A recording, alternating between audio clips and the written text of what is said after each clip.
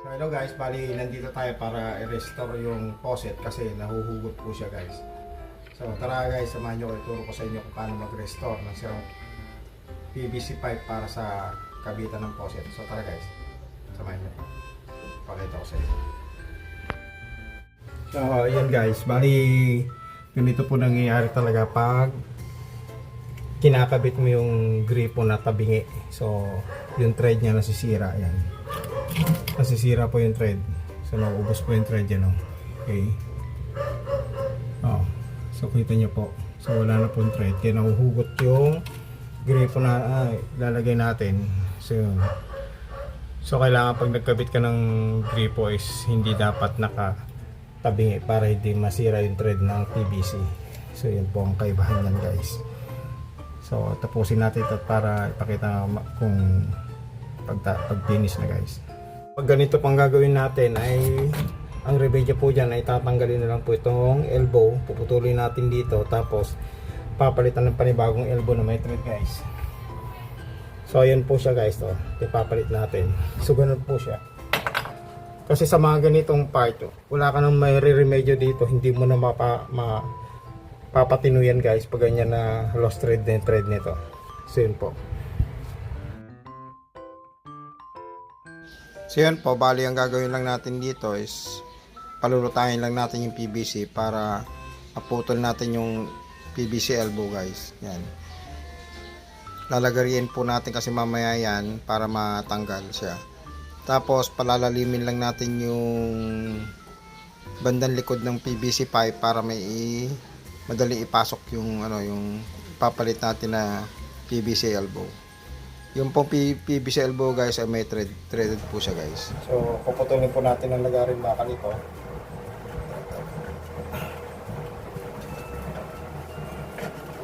Para mapalitan natin ang elbow.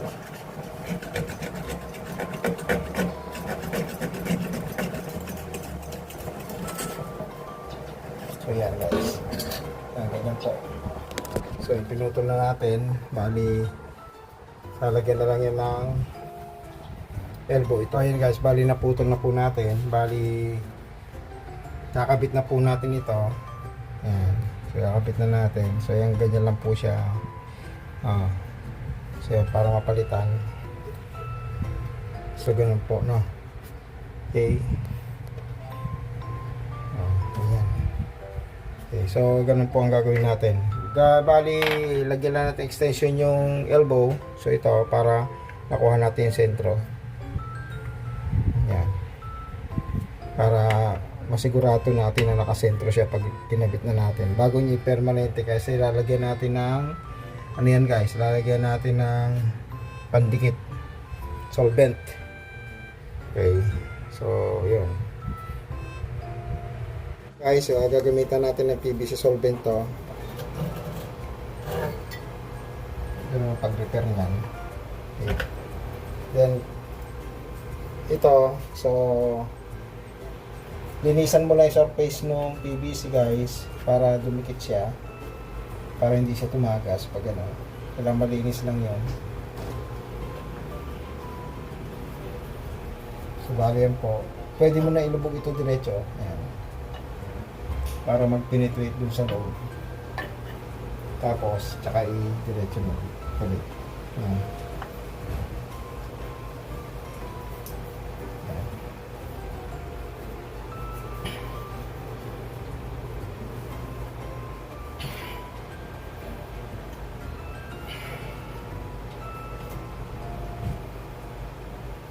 Ayan. So yun po, ganun po pag lagay niyan guys. Ayan. So pag natuyo na yan, okay na. Yan. Pwede na pong sementohin to. Ngayon, kung may budget, pwedeng baklasin yung buong tiles na to, tapos palitan ng bagong tiles. Yun lang po. Pero kung wala naman, kung hindi ka na magayang maselan, pwede namang sementohin lang muna to, tapos grout lang na, tile grout lang na puti. Pwede na yan. Hindi na siya gano'ng halata. Importante na repair natin yung tagas. Okay. Ayun, bali patuin lang natin ng konti ng ito bago natin i-leak test guys. Bago natin simentohan. Magli-leak test tayo diyan. Lagyan natin ng valve para nakasarado siya bago leak test.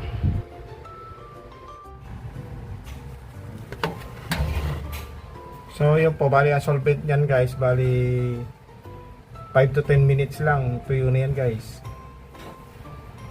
Pwede mo nang gamitin. So yun, mabilis lang matuyo yung solvent, kaya pag lagay mo na solvent, kailangan ilagay mo na kagad kasi titigas po kagad yun, itong PVC solvent.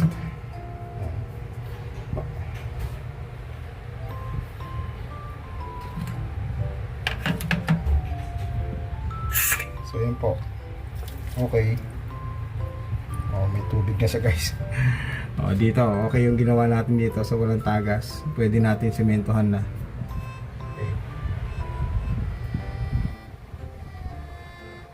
So ayan guys, bali papalitadahan na natin itong loob niyan. So pag magpalitada kayo guys, huwag naman yung sobrang basang-basa. Ayan. Para ano, ayan.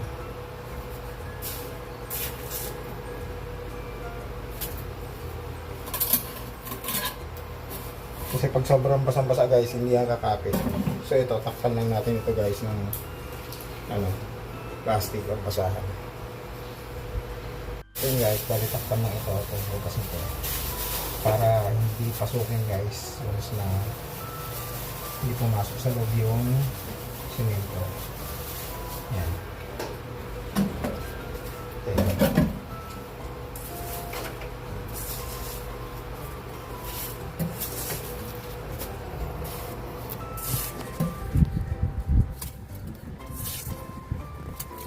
Yan lang po.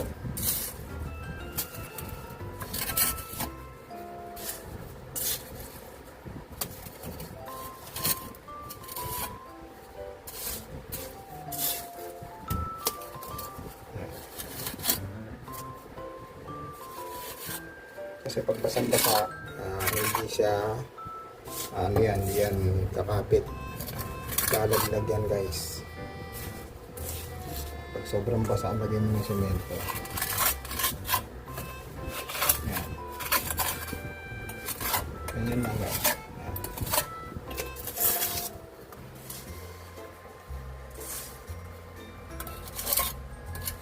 Grout, tile grout. Kung meron kayong tile grout, pwede rin kulay puti na tile grout para umabot sa kulay niyan.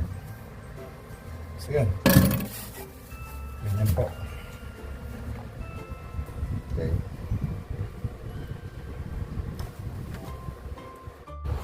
So yun po, bali gagawin natin yan, lalagyan ng tile grout na halos kakulay na itong tiles din para medyo makatipid tayo.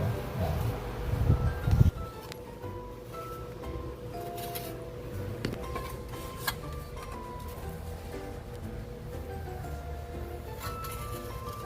So, yun nga, sabi nga, kung masaya lang kayo guys, papalitan mo ng buntiles yan. Pero kung hindi naman, kung okay lang sa inyo, yan, pwede nang lagyan mo ng tile grout na puti.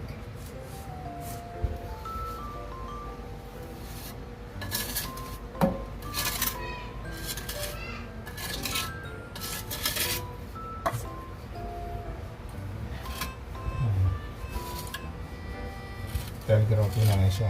Mas makakatipid ka kaysa magbakbak ka ng buong tiles. Bali yung ginagawa natin guys ay remedy. Kasi nasira yung pinaka-grimpo, yung pinaka PVC pipe ng grimpo. Ayan, nagkaroon ng leakage.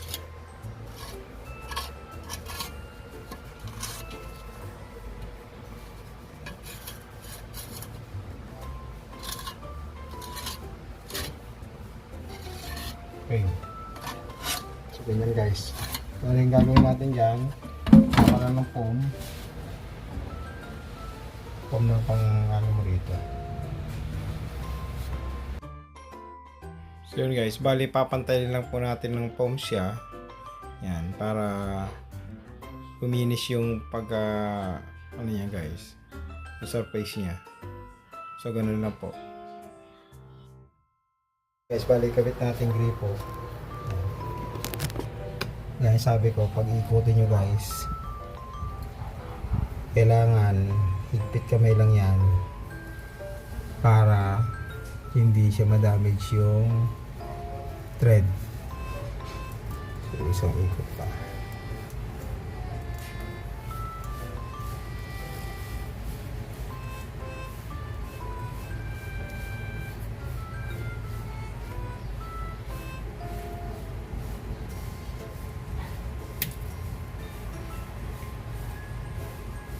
Yung katala. So ito, nilagyan kasi natin extension to guys, para yung extension ang hindi ang magano sa kanya magdadala, hindi itong PVC ang mapipwersa guys. Yan.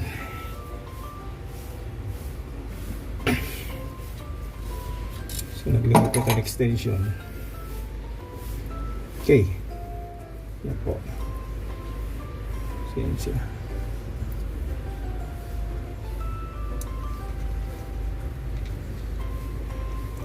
May extension siya guys. Yan. Okay. Ganyan po siya. Tapos, lagyan na natin yung pinaka-poset niya. Ito. Yan. Tusok lang. Yan. Tapos, allen rings na.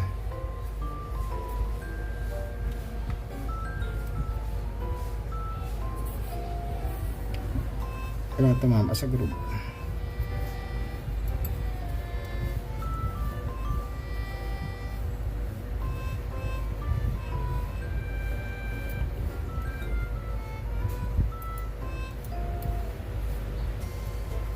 Okay. So yan guys. Okay. Ito po yung ni-restore na natin. So, yan. Kaya, drenaying muna, tinuring muna natin semento na almost 3 to 4 hours guys, para tubigas siya. So, ito na po yung result. So, yan na po. Okay. Oh, yan po siya guys. Yan. Okay. So, yan po, wala na rin tagas. Yung portion na to, yung restore natin. Wala siyang tagas guys. Yan. Okay. Yun guys, tapos na natin i-restore itong faucet or yung pinaka PVC pipe na ano niya, na nilalagay niya. So sana may nakuha kayong kalaman sa vlog ko na to. Thank you for watching. Please like and subscribe to my YouTube channel. Thank you.